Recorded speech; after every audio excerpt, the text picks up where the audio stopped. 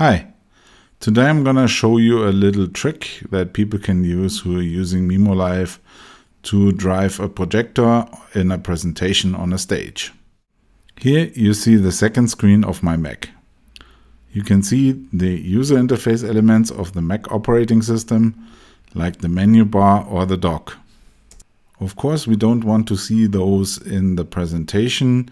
For example, when I'm setting stuff up and mimoLive is not running yet, or when mimoLive crashes, I want to show something that is a more branded message to the audience.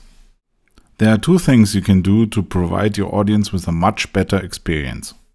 So let's go to the system preferences and find the desktop and screensaver settings.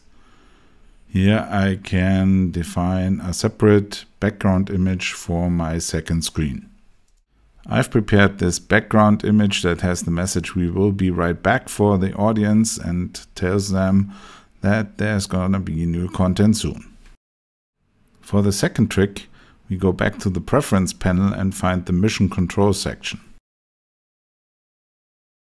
Here you can turn off displays have separate spaces, and that will remove the menu bar and the dock from the second screen. For this change to go into effect, I will have to log out and log in again. So after having logged in again, I can see a nice clean image on my second screen. There is no menu bar and no dock.